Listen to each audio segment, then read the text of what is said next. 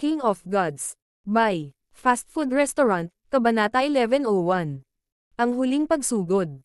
Ang Black Destruction Serpent Dragon ay malubhang nasugatan ng Demigod Dragon Emperor noon, ngunit ito ay nakabawi sa antas ng isang Sacred King, marahil dahil sa ilang kapalaran na nakuha nito sa God Corps. Gayunpaman, ang tunay na lakas ng Black Destruction Serpent Dragon ay nalampasan ang karamihan sa mga Sacred Kings.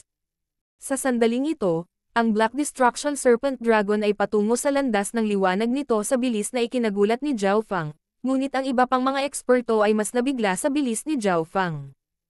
Ang sinumang namumukod tangi sa kanilang mga kapantay ay walang kapantay na mga eksperto na hindi bababa sa mga Sacred Kings. Kahit na ang pinakamalakas na demigod ng Great Gun Lord Dynasty, Demigod Dragon Emperor, ay biglang tumingin kay Zhao Fang nang may pagtataka. Mahusay, brat. Mukhang hindi mali ang pinili ko. Sabi ni Demigod Scarlet Blood ng Tai family na may mahinang ngiti. Medyo malayo siya kay Zhao Fang, ngunit pinatunayan ng kasalukuyang bilis ni Zhao Fang ang kanyang potensyal at lakas. Hindi simple ang taong iyon. Isang hindi tao na demigod mula sa Dark Capital Cult ang nagbigay kay Zhao Fang ng malalim na sulyap. Hindi niya iisipin ang pagpatay sa isang junior na may potensyal mula sa Kalabang Lord Dynasty. Gago itong brat na ito. Si Demigod Ferocity, na ngayon ay nasa likod ni Zhao Fang, ay nagngangalit ang kanyang mga ngipin, ngunit wala siyang magagawa. Ang kanyang kaluluwa ay ang kanyang kahinaan. Kung pilit niyang sinubukang abutin si Zhao Fang, maaaring maapektuhan siya ng mga ilusyon, at kung siya ay tamaan ng mga bola ng divine power sa ganoong kalagayan, iyon ang kanyang kamatayan.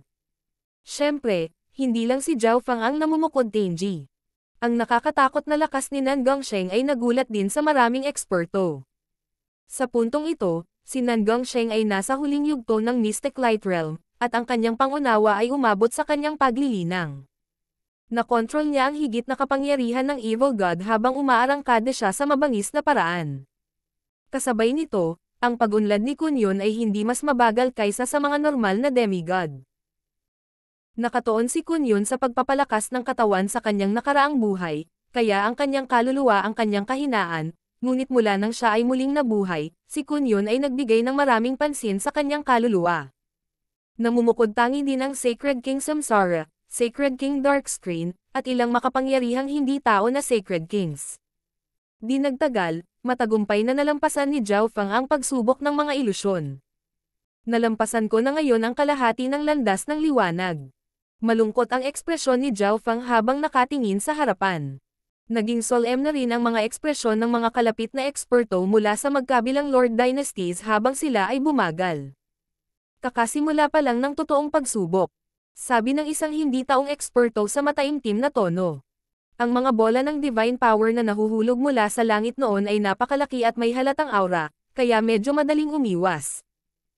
Gayunpaman, ang mga bola ng divine power ngayon ay kasinlaki na lamang ng isang kamao, at ang mga ito ay nahulog din ng mas mabilis. Pinagsama-sama rin ang mga ito, na nagpapataas ng kahirapan sa pag-iwas sa kanila ng higit sa 2 beses. Kung sinabi ng isa na ang paglalakbay noon ay ang pagpili ng mga eksperto kumpara sa parehong antas ng paglilinang, kung gayon ang paglalakbay na ito ay ang pagpili ng mga eksperto na maaaring hamanin ang mga may mas mataas na paglilinang. Mayroon ding iba pang mga pagsubok sa landas ng liwanag. Whoosh! Whoosh! Whoosh! Ang mga compact golden swords of light ay lumitaw sa harap ni Zhao Fang. Ang bawat gintong espada ay naglalaman ng elemento ng metal, at maaari nitong agad na pumatay sa mga sacred lords sa unang yugto. Weng! Weng! Weng! Inilibot ni Zhao Fang ang kanyang sacred lightning body at hinarang ang mga gintong espadang ito ng magaan na ulo. Bam!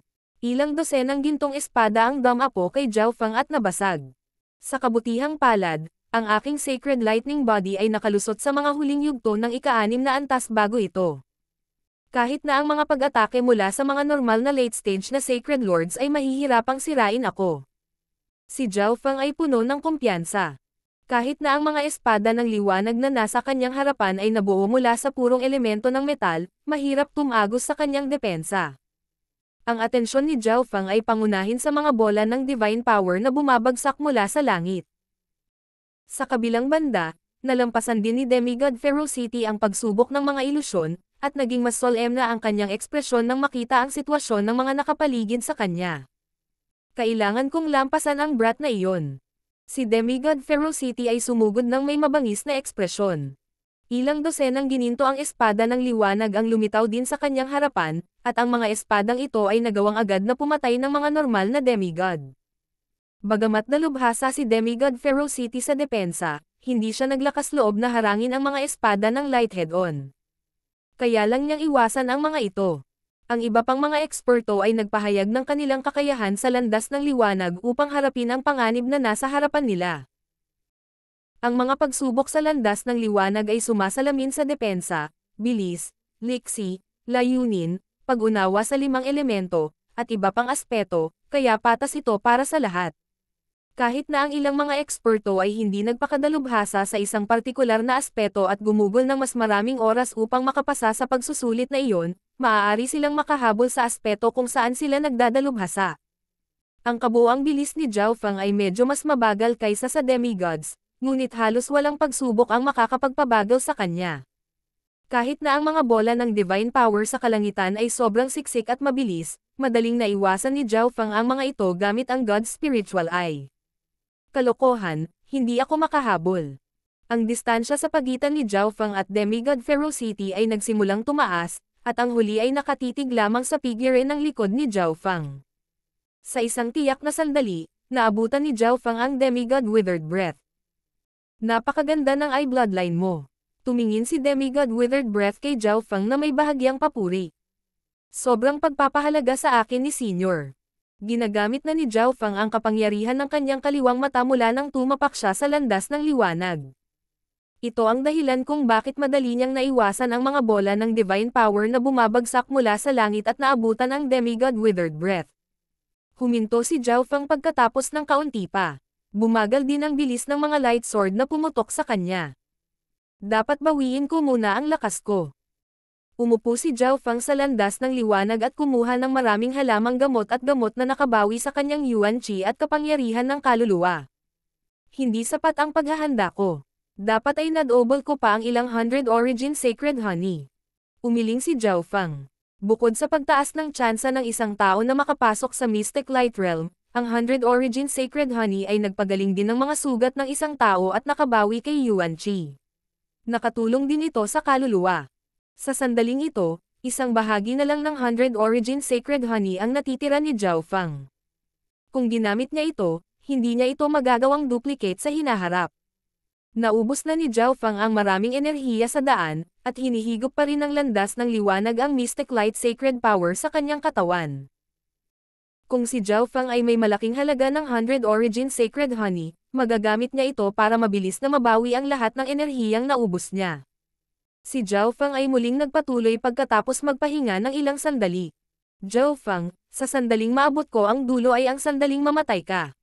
Malapit na ang boses ni Demigod Ferocity.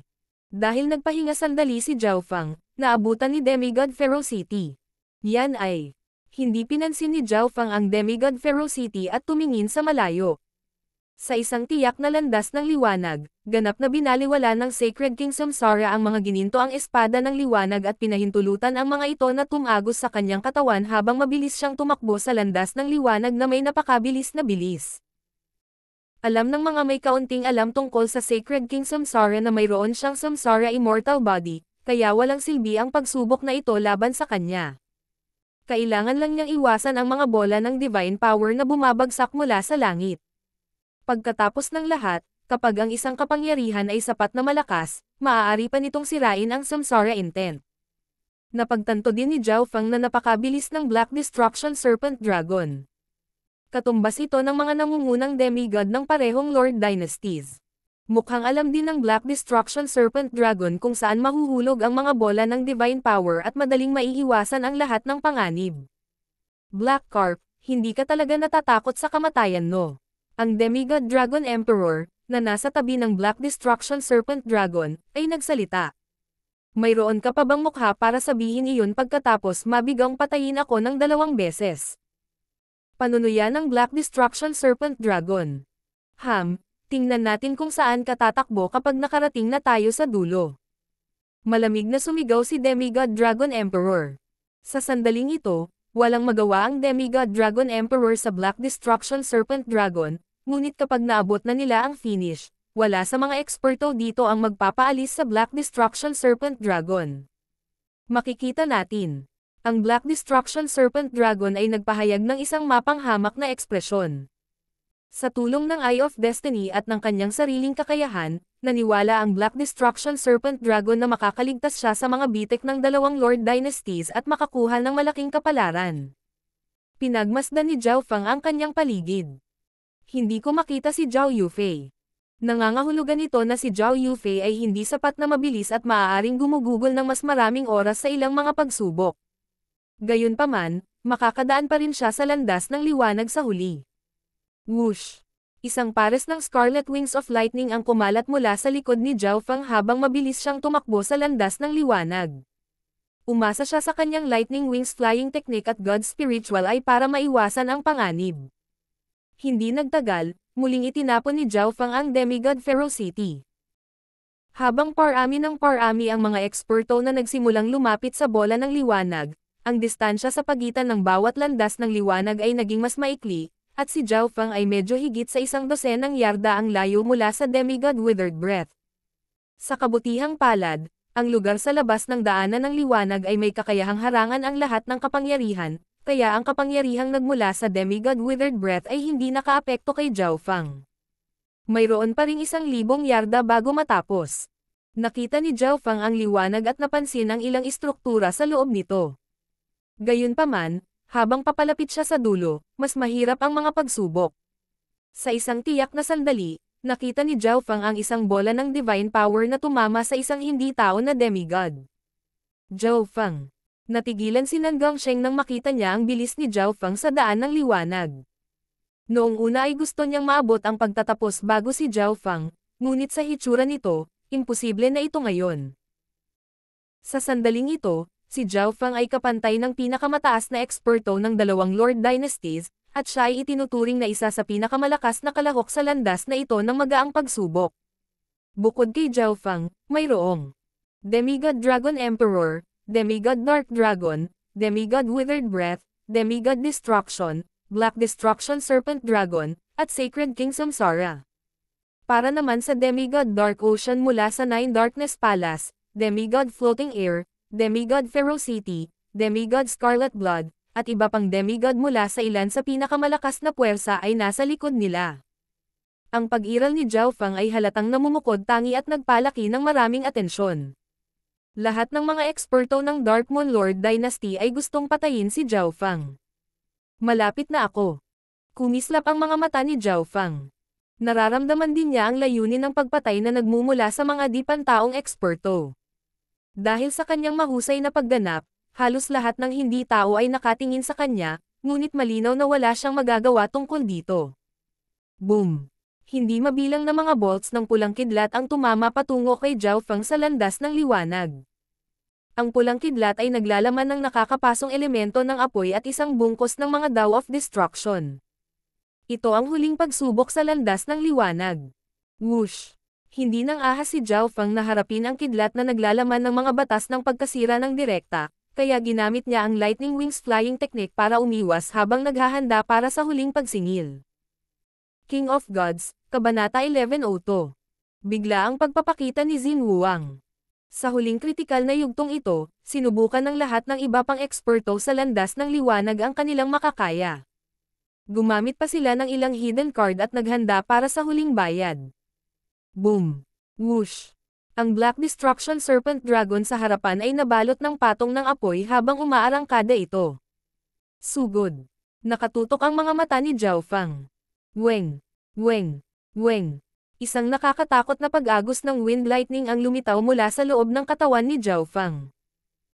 Ang kapangyarihan ng wind lightning ay naglalaman ng kapangyarihan ng God Tribulation Lightning at maaaring hamarang sa landas ng pulang ilaw ng liwanag. Ginamit ni Zhao Feng ang Lightning Wings Flying Technique at naging isang bolt ng iskarlate gintong kidlat na tumalsik sa daanan ng liwanag at agad na nagtapon ng ilang demigod. Ang Sacred Lightning Body ni Zhao Feng ay ang pinakanababanat laban sa kidlat, at ginagamit din niya ang lahat ng kapangyarihan ng God Tribulation Lightning upang labanan ang pulang kidlat sa landas ng liwanag. Pinaikot din ni Zhao Fang ang kanyang God Spiritual Eye sa maximum habang ang kanyang figure ay kumikislap sa landas ng liwanag at iniiwasan ang mga bola ng Divine Power na bumabagsak mula sa langit. Habang papalapit siya sa higanteng bola ng liwanag sa unahan niya, mas naging siksik ang mga bola ng Divine Power. Ang bentahe ng mga eksperto na nagdadalubhasa sa bilis ay ipinakita dito. Ang Black Destruction Serpent Dragon ay dalubhasa sa mga batas ng destruction. Napakabilis. Ang taong iyon ay dalubhasa din sa mga batas ng pagkasira. Hindi napigilan ng grupong naniningil sa harapan. Ang kapangyarihan ng God Tribulation Lightning. Napatingin si Sacred King Samsara kay Zhao Fang nang may pagtataka. Divine Light of Destructions. Ang mga mata ni Demigod Destruction ay kumislap na may maliwanag na gintong liwanag na parang araw. Nagradiated ito ng nakakasilaw na liwanag at kapangyarihan ng pagkawasak na nagpayanig sa puso ng isang tao. Gayunpaman, ang pulang kidlat sa kanyang landas ng liwanag ay nakakatakot din. Boom! Ang gintong liwanag ay bumaril mula sa mga mata ni Demigod Destruction at nakipagsagupaan sa pulang kidlat sa unahan. Ang may-ari ng Eyes of Destruction ay gumamit ng ibang paraan kumpara sa ibang mga eksperto. Hindi siya nagpakadalubhasa sa bilis o depensa, sinira lang niya ang lahat ng kanyang dinadaanan. Gayunpaman, ginamit ni Demigod Destruction ang pamamaraang ito sa buong paraan, ibig sabihin ay ginamit niya ang maraming kapangyarihan ng kanyang Eye Bloodline. Nagresulta ito sa paghina ng Eyes of Destruction, kaya ang bilis ng kanyang pag-unlad ay mas mababa kaysa sa Black Destruction Serpent Dragon at Zhao Fang. Gago ang itim na dragon at ang taong brat na iyon. Ang Demigod Destruction ay nagpahayag ng isang ayaw na ekspresyon. Ang Demigod Destruction, na napakahusay sa mga batas ng destruction, ay nalampasan ng Black Destruction Serpent Dragon at Zhao Fang. Ito ay nagpagalit sa kanya ng labis. Whoosh!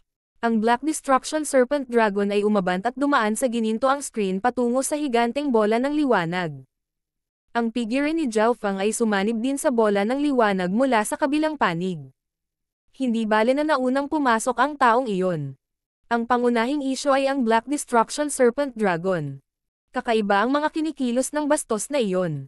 Maaaring nakakuha ito ng isang uri ng suportang uri ng substandard God item sa God Corps. Masama talaga kung ang Black Destruction Serpent Dragon ay makakakuha ng mas maraming kapalaran doon. Ang mga eksperto ng parehong Lord Dynasties ay hindi natuwa sa kung paano ang Black Destruction Serpent Dragon ang unang pumasok sa misteryosong bola ng liwanag. Weng! Ang tanawin sa harap ni Zhao Fang ay ganap na nagbago pagkatapos niyang dumaan sa screen ng puting liwanag. Lumitaw sa paningin ang mga natatanging istruktura, silid, palasyo, pavilion, palasyo, at iba pa. Ang lahat ng mga gusali ay nagkalat ng magulo sa buong langit at lupa. Halimbawa, mayroong isang malaking palasyo sa itaas ng Zhao Fang na nakaharap pababa, at maraming natatanging istruktura ang nasa loob ng palasyo. Iyan ang 9-star fallen metal. Biglang tumingin ang mga mata ni Zhao Fang sa ilang hagdan sa isang kwarto. Ang 9-star fallen metal ay isang maalamat na kayamanan na maaaring gamitin sa paggawa ng mga armas na may grade heaven. Tila, ang Great Gun Lord Dynasty ay mayroon lamang isang piraso na kasing laki ng isang braso. Gayunpaman, ang buong hagdanan na tinatitigan ni Zhao Fang ay gawa sa 9-star fallen metal. Ito ay magiging kasing laki ng maskuladong lalaki. Ganyan kamahal na material ang ginamit para sa ilang hagdan.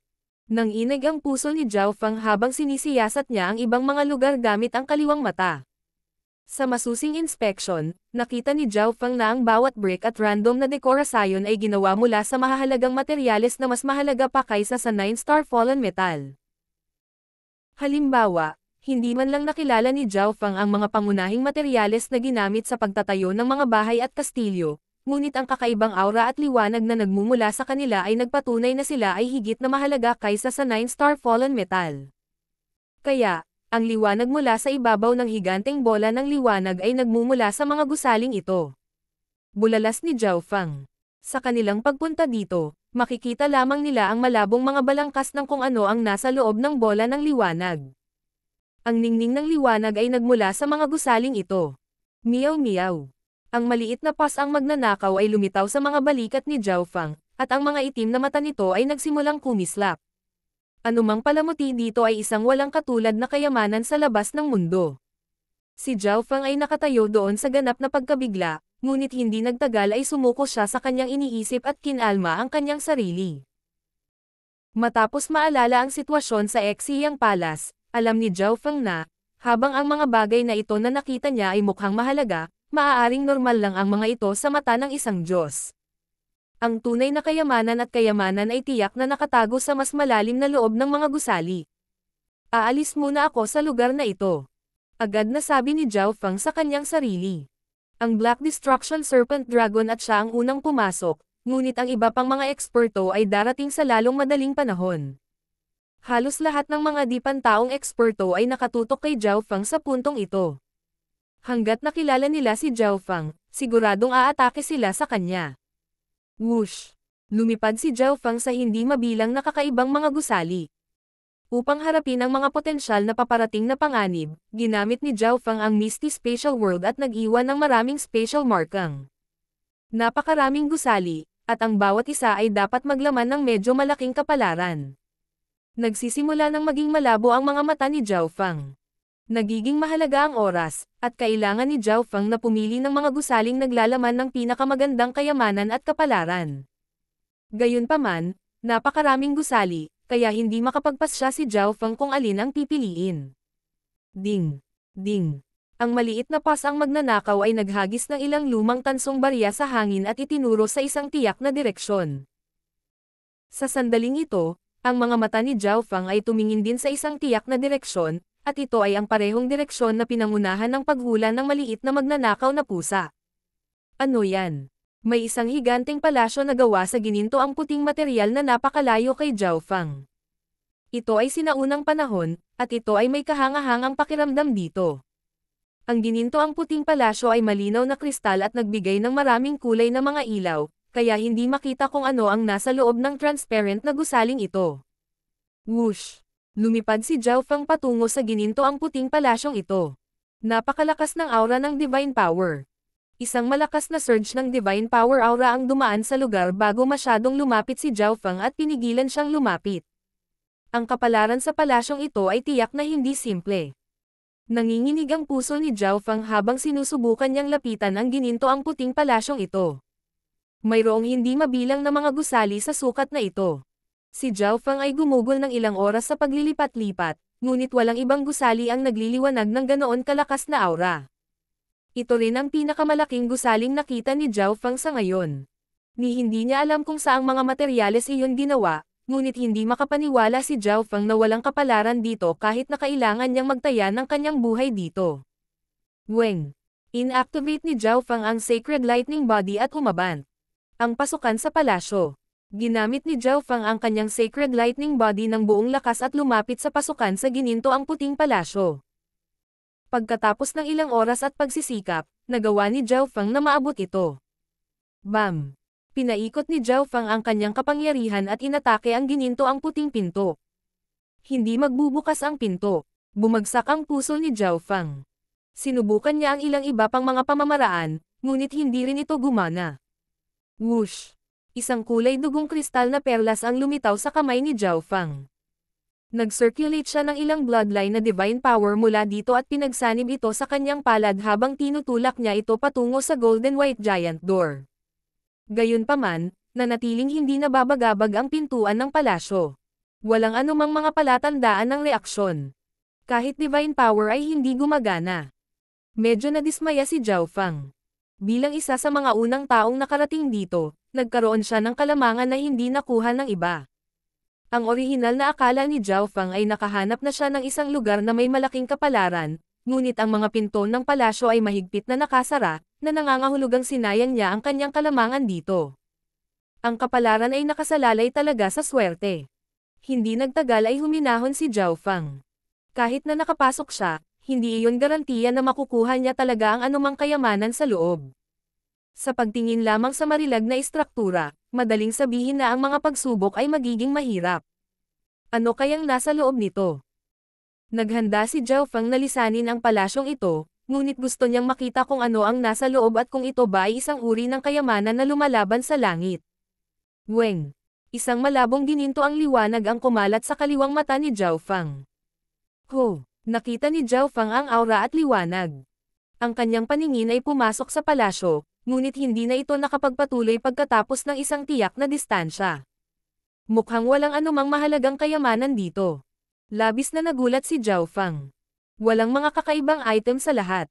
Mayroon lamang isang bola ng nakakatakot na divine power sa itaas ng gitna ng palasyo. Weng. Inikat ni Zhao Fang ang misteryosong gininto ang bola sa dimensyon ng kanyang kaliwang mata ng buong lakas, at isang mas malalim na alon ng gintong liwanag ang kumalat sa kanyang mga mata. Ang mga mata ni Zhao Fang ay nagsimulang tumingin sa bola ng divine power hanggang sa isang tiyak na punto, kung saan ang kanyang katawan ay nanginig at ang kanyang mga mag-aaral ay nagkontrata. Ang figurine ng isang tao. Hindi makapaniwala si Zhao Fang. May malabong figurine ng tao sa gitna ng divine power ball sa palasyong ito. Paano naging posible iyon? Ang taong ito kaya ang may-ari ng bangkay ng Diyos. Nagsimulang lumabas ang malamig na pawis kay Zhao Fang habang nagsimula siyang mag-isip. Ang mga mata ng figurine ng tao ay biglang bumukas nang malapit nang umalis si Zhao Fang. Zhao Fang. Isang malalim na boses ang narinig sa isipan ni Zhao Fang. Xin Wuang. Si Zhao Fang ay labis na nabigla at natulala. Siya ay lubos na pamilyar sa may-ari ng boses na ito, ngunit paanong ang figurine ng tao sa gitna ng divine power ay si Xin Wuang. Biglang naalala ni Zhao Fang na unang lumitaw ang God Corpse dahil sa isang bagay na ginawa ni Xin Wuang. Mula noon, palaging iniisip ni Zhao Fang na si Xin Wuang ay napatay sa pamamagitan ng pagdagsa ng divine power mula sa ilalim ng lupa. Hindi niya inaasahan na nandito si Xin Wuang. Sa sandaling ito, sa wakas ay naunawaan na ni Zhao Fang. Malamang si Xin Wuang ang lumakad sa landas ng liwanag na nakita niya kanina. Si Xin Wuang ay dumating dito ng mas maaga kaysa sa iba. Zhao Fang, walang gaanong oras. Ang bawat gusali dito ay kapalaran. Pumili ng isa sa iyong instinct. Ang boses ni Xin Wuang ay tumunog sa isip ni Zhao Fang. Isang figure ang lumitaw sa hindi kalayuan. Demigod Dark Dragon. Nanginig ang katawan ni Zhao Fang, at nanginginig ang kanyang anit. Demigod Dark Dragon, ang pinakamalakas na demigod ng mga hindi tao, ang Grand Elder ng Dark Capital Cult, ang isa na napabalitang may numero 1 Imperial Dao Bloodline, ay lumitaw. Palam. Walang oras si Zhao Fang para ipagpatuloy ang pakikipag-chat kay Xin Wuang. Kung siya ay nahuli ng Demigod Dark Dragon, hindi makakatakas si Zhao Fang kahit na mayroon siyang Misty Spatial World at ang God-slaying Arrow. Whoosh! Ikinaway ni Zhao Fang ang Misty Spatial World at nawala sa gitna ng isang kidlat ng pilak. Malapit nang bumagsak ang kalamidad. Ito ay ilan lamang sa aking mga kabayaran sa inyong lahat. Humanap ka ng sarili mong kapalaran. Napabuntong hininga si Xin Wuang sa gininto ang puting palasyo pagkaalis ni Zhao Fang. King of Gods, Kabanata 1103. Competitive Mode. Sa tabi ng isang lumang pavilion. Weng. Whoosh. Sa isang kislap ng pilak, lumitaw ang mga figure ni Zhao Fang at ang maliit na pas ang magnanakaw. Malapit na. Halos lahat ng demigods mula sa magkabilang Lord Dynasties ay pumasok na. Medyo naiinip si Zhao Fang. Kung makikilala niya ang mga demigod ng Great Gun Lord Dynasty, paprotektahan siya ng mga ito, hindi kasama ang demigod Dark Ocean syempre. Ngunit kung siya ay kasama ng mga demigod ng Great Gun Lord Dynasty, nangangahulugan din iyon na ang kanyang kapalaran ay bumaba ng husto.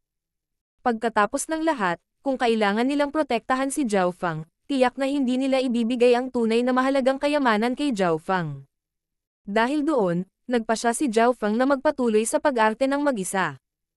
Marami na siyang naiwan na spatial marking, kaya hanggat nag-iingat siya, hindi ito dapat maging malaking problema.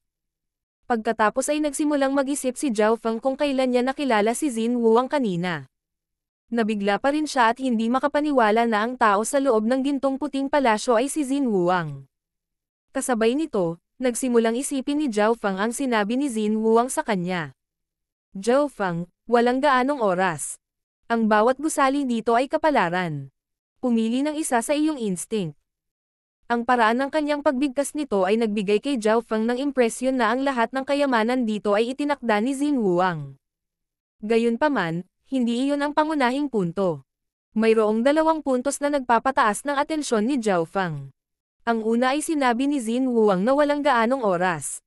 Ayon sa mga hula ni Zhao Fang, ang kapalaran dito ay mananatili lamang sa isang tiyak na tagal ng panahon bago ito tumigil sa pag-iral, maging dahil sa ilang limitasyon sa panahon o iba pang dahilan. Ang pangalawang punto ay sinabi ni Xin Wuang na mayroong maraming kapalaran dito, ngunit sinabi niya kay Zhao Feng na pumili ng isa. Bakit sinabi ni Xin Wuang kay Zhao Feng na pumili lamang ng isang kapalaran dito kung napakarami? Isa lang ba ang kailangan niyang piliin? Maaaring may pisikal na limitasyon dito, at ang isang tao ay maaari lamang makapasok sa isang gusali at makakuha ng isang kapalaran. Nakarating si Zhao Feng sa konklusyong ito. Kung iyon ang kaso, maaaring maging masaya si Zhao Feng. Nilabanan niya ang tukso na pumasok sa anumang random na gusali pagkatapos makapasok. Sa halip, tumingin siya sa paligid at ginamit ang Misty Spatial World para mag-iwan ng spatial markings. Marahil ay nagsisinungaling si Xin Wuang, ngunit nagpa siya si Zhao Feng na makinig kung sakali. Naisip din ni Zhao Feng ang katotohanan na si Xin Wuang ay nasa gininto ang puting palasyo.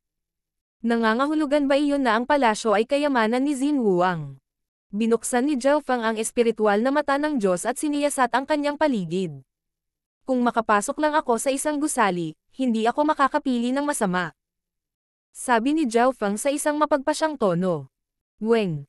Isang mahinang alon ng gininto ang liwanag ang kumalat sa kaliwang mata ni Zhao Feng. Kahit anong gusali na masisilayan niya ay tuluyan na niyang hindi pinansin. Whoosh! Maingat na lumipad si Zhao Feng sa mga natatanging istruktura at siniyasat ang mga gusali sa paligid niya. Sa isang tiyak na sandali, nakita ni Zhao Feng ang isang demigod mula sa Dark Capital Cult sa loob ng isang maliit na silid na gawa sa kahoy.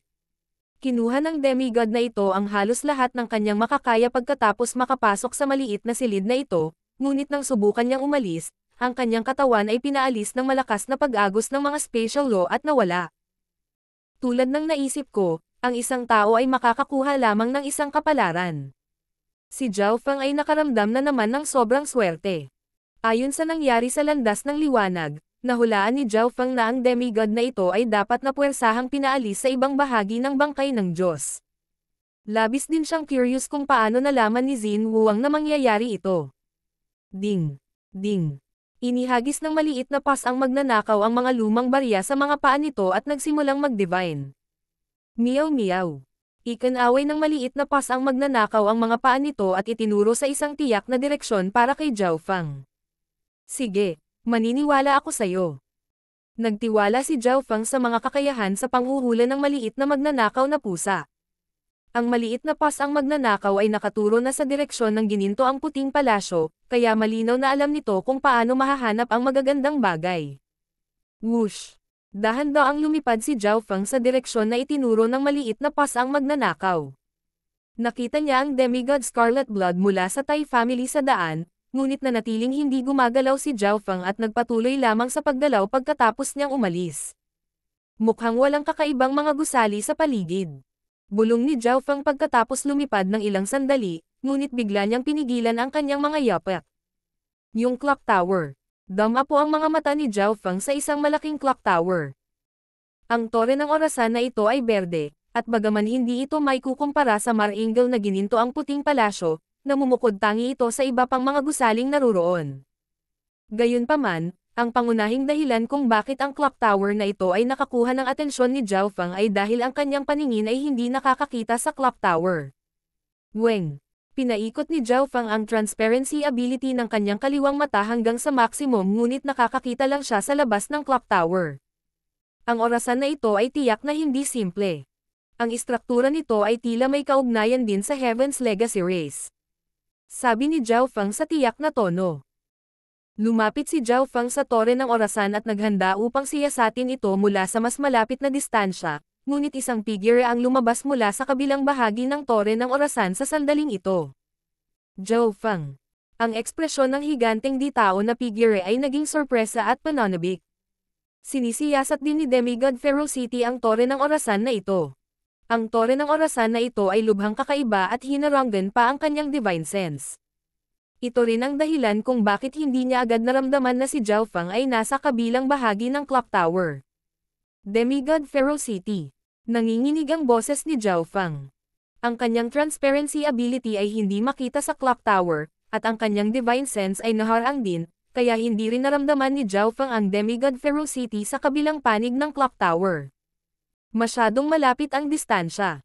Hindi ko magagamit ang Misty Spatial World sa oras. Tumibok ang puso ni Zhao Feng nang maramdaman niya ang matinding panganib sa buhay at kamatayan. Magagamit lang ang Misty Spatial World kapag stable ang space. Ang Misty Spatial World ay hindi isang instant teleport, nangangailangan ito ng kalahating hininga ng oras. Sa kalahating hininga, maaaring patayin ng demigod ferocity si Zhao Feng ng ilang dosenang beses sa ganoong kalayuan. Ito lang ang magagawa ko. Pinangunahan ni Zhao Feng ang maliit na pasang magnanakaw at pumasok sa bukas na tore ng orasan. Nang pumasok si Zhao Feng sa tore ng orasan, agad na nagsimulang magsara ang pinto sa tore ng orasan. Hahaha, tingnan natin kung saan ka tatakbo. Humagalpak ng tawa si demigod ferocity habang siya ay naging isang bahid ng liwanag at pumasok sa mga nakasarang gaps ng pinto. Hindi niya akalain na napakaswerte niya at mahahanap niya ang taong gusto niyang patayin ng ganoon kabilis. Kalokohan, pumasok na rin siya. Ang ekspresyon ni Zhao Feng ay nagbago sa pagkagulat. Noong una ay inakala niya na kapag nakapasok na siya sa tore ng orasan, agad itong magsasara at hindi na papasukin ng iba, tulad ng gintong puting palasyo. Nang si Xin Huang ay nasa loob ng palasyo, hindi makapasok si Zhao Feng kahit na ano. Sa hitsura nito, nagkamali si Zhao Feng. Binilisan ni Zhao Feng ang mga hakbang ng tore ng orasan. Nakita niya ang maraming kayamanan sa daan, ngunit wala siyang oras upang kunin ang mga ito. Whoosh! Isang maitim na pilak na busog at isang madilim na gintong arrow ang lumitaw sa mga kamay ni Zhao Feng. Agad na binawi ni Zhao Feng ang bowstring at inilabas ang isang replica na God-slaying arrow. Bang! Whoosh! Ang imahe ng isang higanteng dark golden arrow ay bumaril pababa sa himpapawid habang ito ay nagpakawala ng isang nakakatakot na madilim na gininto ang bagyo ng kapangyarihan. Gusto mo bang saktan ako nito?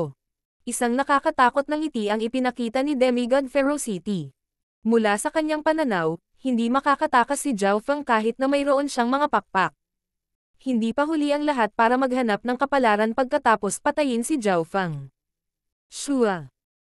Isang maitim na pula na gate-gate na higanteng palakol ang lumitaw sa kamay ni demigod ferocity, at ang divine power ay lumundag habang hawak ni demigod ferocity ang sandata sa kanyang harapan. Boom!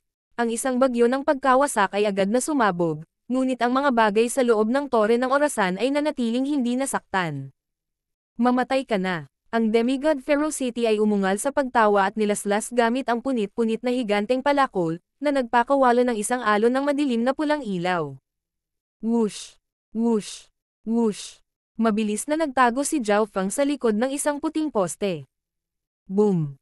Ang pag-atake ni demigod ferocity ay naharang ng puting poste sa harap ni Zhao Feng. Kahit isang kalmo ay hindi naiwan. Munting pas ang magnanakaw. Sa mapanganib na sitwasyong ito, maaari lamang humingi ng tulong si Zhao Feng sa maliit na pas ang magnanakaw dahil alam niyang may divine weapon ang maliit na pas ang magnanakaw. Kung ang maliit na pas ang magnanakaw ay magagamit ang divine weapon na ito, hindi magiging problema ang matinding pinsala sa demigod ferocity, at hanggat maaari niyang masaktan ng husto ang demigod ferocity, magkakaroon ng pagkakataon si Zhao Feng na huminga at umalis kasama ang Misty Spatial na mundo. Meow meow. Umiling ang munting pas ang magnanakaw at sumenyas na hindi pa rin ito magagamit ang kapangyarihan ng divine weapon. Naging pangit ang ekspresyon ni Zhao Feng, ngunit alam niya na ang mga kinakailangan sa paggamit ng divine weapon ay napakahigpit. Una, ang divine weapon ay nangangailangan ng isang may-ari, at sa sandaling nakilala nito ang isang may-ari, walang ibang makakagamit nito maliban kung ang nakatatak na layunin ng may-ari ay nawasak. Pangalawa, ang mga divine weapon ay nangangailangan ng oras upang aktibo ang kanilang kapangyarihan. Panghuli, ang mga divine weapon ay nangangailangan ng purong divine power. Kailangan ko ba talagang gamitin ang God-slaying arrow? Talagang ayaw ni Zhao Feng na gawin iyon. Hindi siya kumpiyansa na kaya niyang patayin ang demigod ferocity kahit na ginamit niya ang totoong God-slaying arrow. Sa puntong iyon, kailangan pa niyang umalis kasama ang Misty Spatial World. Ibig sabihin ay kailangan niyang ibigay ang lahat ng kayamanan dito bukod pa sa pagkawala ng mismong God-slaying arrow. Kailan ka makakapagtago ngayon? Si demigod ferocity ay may mapanuksong ngiti habang nilapitan niya si Zhao Feng. Whoosh! Whoosh! Dalawang figure ang lumipad sa higanteng tore ng orasan. Sa wakas ay dumating si Zhao Feng sa tuktok ng tore. Ito ay, tumigil ang ekspresyon ni Zhao Feng. Mayroon lamang metalikong stand sa pinakamataas na palapag ng clock tower. Isang hugis at sulok na itim na piraso ng metal na may hindi mabilang na berdeng ilaw ang lumutang sa itaas ng metalikong stand. Ito dapat ang pinakamahalagang kayamanan sa tore ng orasan. Hindi alam ni Zhao Feng kung ano iyon, ngunit marami siyang masasabi. Kalokohan, kailangan kong kumuha ng kahit ano.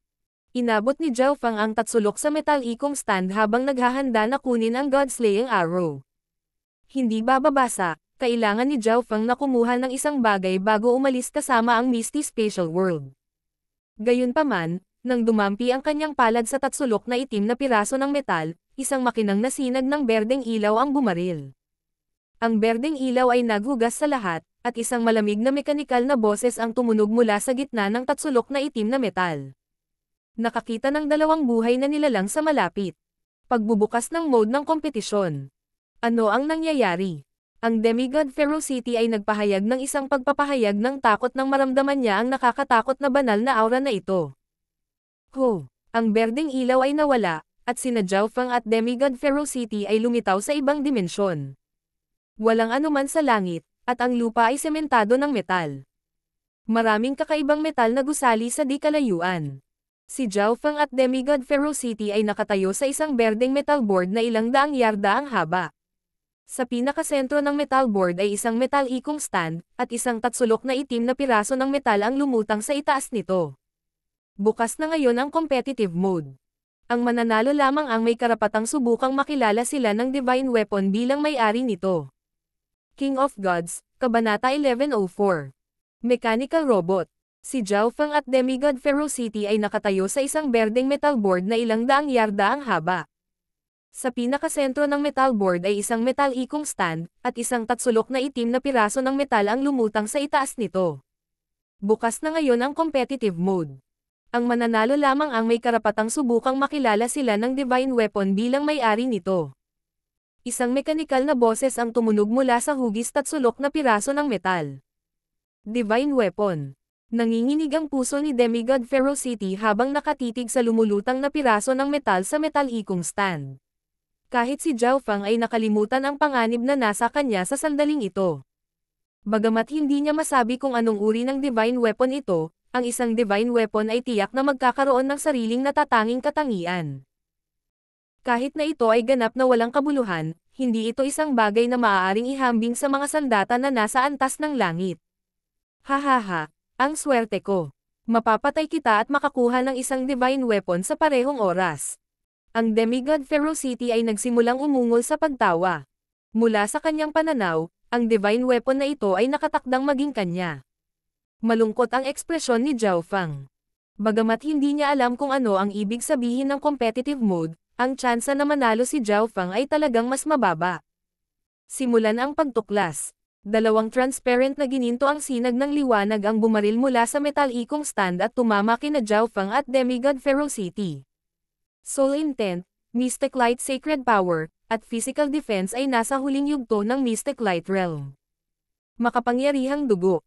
Fire Elemental Bloodline, at isang hindi kilalang Eye Bloodline. Isang mekanikal na boses ang tumunog. Tumigil ang ekspresyon ni Zhao Feng. Hindi niya akalain na masusukat ng metalikong stand na ito ang lakas niya ng tumpak. Sa kabilang panig, ang ekspresyon ni demigod Ferocity ay naging gulat. Talagang nalampasan ng lakas ni Zhao Feng ang iba pang may kaparehong kultibasyon, ngunit hindi inisip ni demigod Ferocity na ang tatlong nabanggit na aspeto ni Zhao Feng ay umabot na sa mga huling yugto ng Mystic Light Realm. Ang Mystic Light Sacred Power at Soul Intent ay parehong nasa pinakamataas na ranggo ng Sacred King. Medyo mas malakas na pisikal na depensa, at may mataas na ranggo na bloodline. May divine power. Itinuturing na mababang klaseng demigod.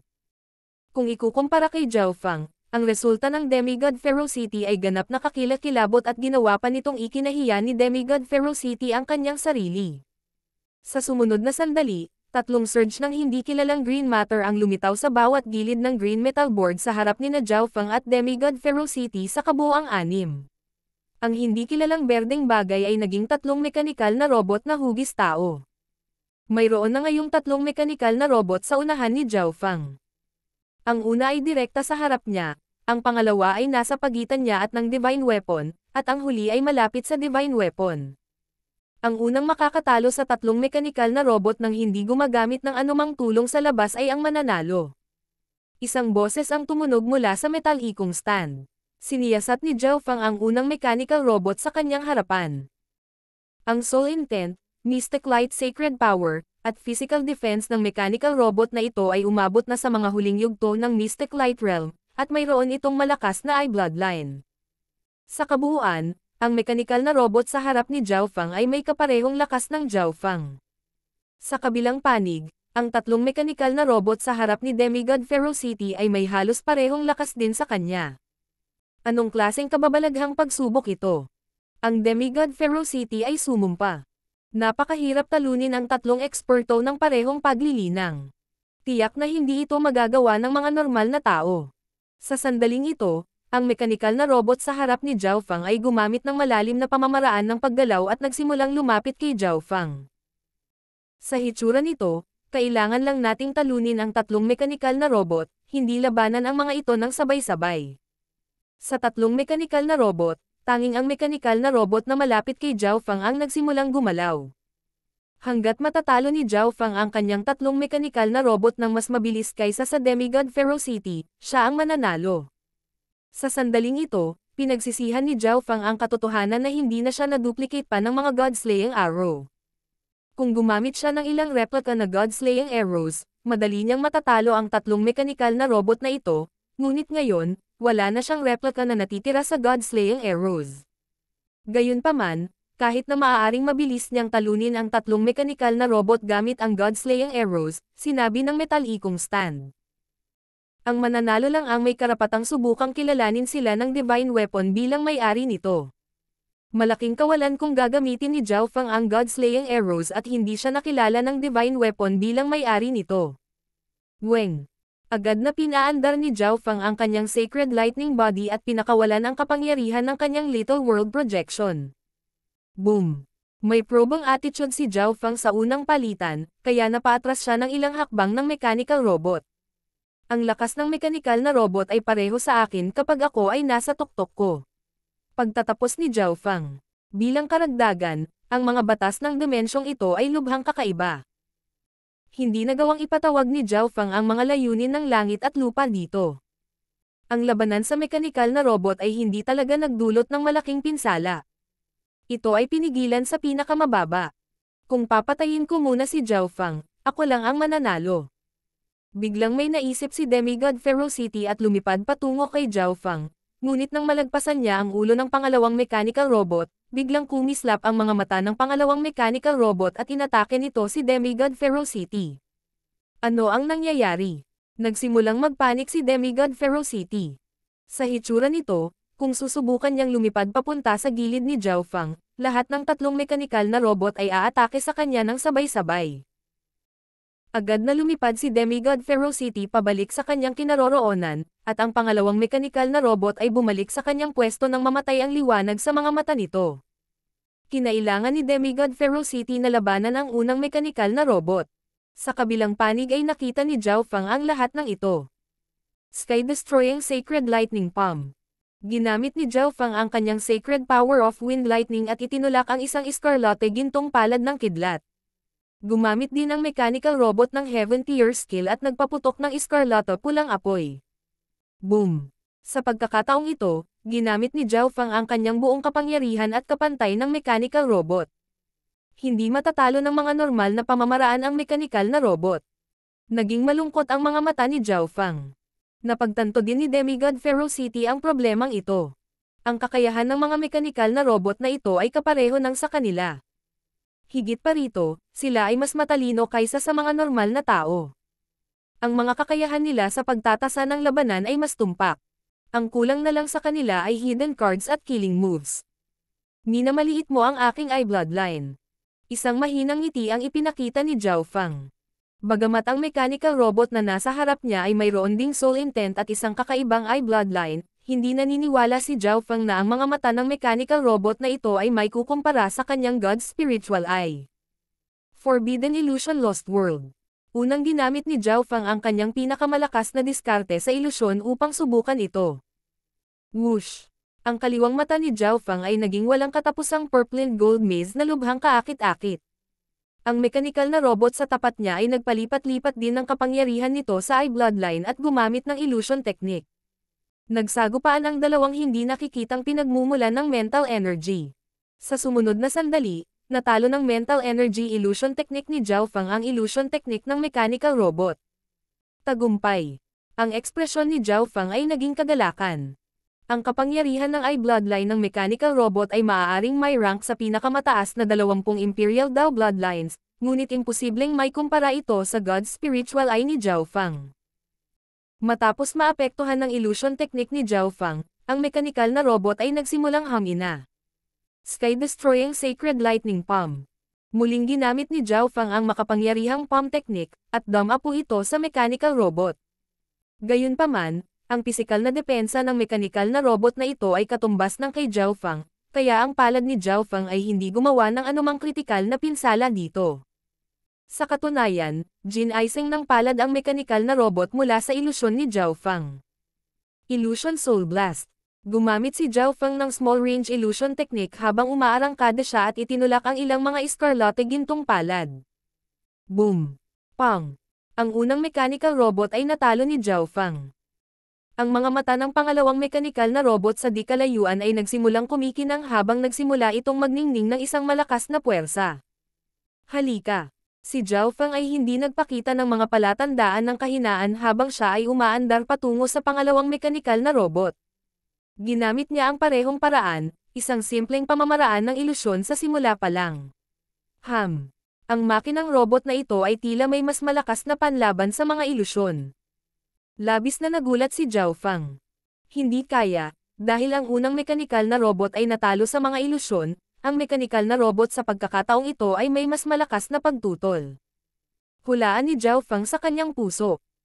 Sa kabilang panig, nagsimulang mawalan ng pasensya si Demigod Ferocity matapos makitang natalo ni Zhao Fang ang unang mechanical robot ng napakabilis. Kalokohan. Ang Demigod Ferocity ay nagsiwalat ng isang mabangis na hitsura habang ang isang umuusok na kulay dugo na kristal na tableta ay lumitaw sa kanyang kamay. Isa ito sa mga nakatagong card na inihanda niya para sa paglalakbay na ito sa bangkay ng Diyos, ang Blood Fuming Frenzy Demonic Pill. Maaari nitong mapataas ang lahat ng aspeto ng Demigod Ferocity, at nagdulot ito ng matinding puwersa sa kanyang sacred power, na ginagawa itong mas nakamamatay. Boom! Ang aura ni Demigod Ferocity ay ganap na nagbago pagkatapos kumain ng tabletang ito. Isang maitim na pulang aura na nagpasindek sa puso ng isang tao na kumalat sa kanyang katawan. Kapag ang isa ay tumingin sa malayo, siya ay tila isang demonic god mula sa impyerno. Patayin. Nagsimulang maglaslas si Demigod Ferocity gamit ang kanyang sandata habang ginagamit niya ang Skyfire Slash pagkatapos kumain ng Blood Fuming Frenzy Demonic Pill. Boom! Weng! Ang higanteng madilim na pulang alon ng liwanag ay dumaloy sa lahat at durog patungo sa mekanikal na robot. Nagawa itong harangin ng mechanical robot sa harap ni Demigod Ferocity bago tuluyang natalo. Ngayon, pangalawa. Ang ekspresyon ni Demigod Ferocity ay napuno ng pagkabaliw at sakit habang sinisingil niya ang pangalawang mekanikal na robot. Bagamat napakalakas ngayon ng battle power ni Demigod Ferocity at malinaw pa rin ang karamihan sa kanyang kamalayan, alam niyang hindi magtatagal ang estadong ito, kaya kailangan niyang tapusin ang laban sa lalong madaling panahon. Alam ni Zhao Fang na hindi na niya kayang itago pa ang mga bagay pagkatapos makita ang Demigod Ferocity na nagsisikap ng husto. Mental Energy Spike. Wind Lightning Eye Flame. Sa pagkakataong ito, ginamit ni Zhao Fang ang kanyang pinakamalakas na nakakasakit na diskarte sa eye bloodline laban sa mekanikal na robot sa kanyang harapan. Gumamit din ang mekanikal na robot na ito ng mga nakakasakit na diskarte na nakabatay sa kaluluwa laban kay Zhao Fang, ngunit dahil si Zhao Fang ay mayroong God's spiritual eye, napakalakas ng kanyang panlaban sa mga pag-atake ng kaluluwa. Kaya, hindi siya naapektuhan. Tribulation Lightning Eye Flame. Ipinakalat ni Zhao Fang ang ilan sa kanyang mga simbolo ng God Tribulation Lightning habang ginagamit niya ang kanyang teknik. Isang bola ng nasusunog na simbolo ng God Tribulation Lightning ang sumabog sa mukha ng mechanical robot na may mapangwasak na aura. Bam! Sinuntok ni Zhao Feng at pinalipad ang mechanical robot. Kasabay nito, pinatay din ni Demigod Ferocity ang kanyang pangalawang mechanical robot, at sabay-sabay silang naningil sa ikatlong mechanical robot. Boom! Bam! Napagtanto ni Zhao Feng na ang makinang robot na ito ay may isang tiyak na halaga ng katatagan laban sa kanyang mga ilusyon at sa kanyang nakakasakit na mga diskarte sa I-Bloodline. Ang lakas ng mekanikal na robot na ito ay malamang nakatumbas ng Sacred King Greenlight. Sinuri ni Zhao Feng. Ang Sacred King Greenlight ay itinuturing na isang middle tier na Sacred King. Mas malakas siya kaysa sa normal na Sacred Kings ngunit hindi kasing lakas ng Sacred King Feather Spirit o Sacred King Dark Screen. Sa sandaling ito, si Zhao Feng ay ilang dosenang yarda lamang ang layo mula sa larangan ng digmaan ng Demigod Ferocity. Kung hindi dahil sa dimensyong ito na pumipigil sa lahat ng kapangyarihan, malamang na hindi mapipigilan ni Zhao Feng ang mga shockwaves mula sa labanan ni Demigod Ferocity. Ang Blood Fuming Frenzy Demonic Pill ay hindi magtatagal, ngunit ang lakas ng mekanikal na robot ay nagiging mas malakas. Alam na alam ni Demigod Ferocity ang sitwasyon. Kung ganoon, papatayin muna kita. Ang Demigod Ferocity ay nagpahayag ng isang nakamamatay na ekspresyon. Natalo na niya ang dalawa sa mga mekanikal na robot, kaya hindi na niya kailangang matakot sa pag-atake ng mga ito sa kanya ng sabay-sabay. Mula sa pananaw ni Demigod Ferocity, ang pagpatay kay Zhao Feng ay hindi magiging napakahirap. Sa pag-iisip hanggang doon, kinuha ni Demigod Ferocity ang mga pag-atake mula sa ikatlong mekanikal na robot at nilapitan si Zhao Feng gamit ang kanyang sandata, malapit nang magpakawala ng sunod-sunod na pag-atake laban kay Zhao Feng.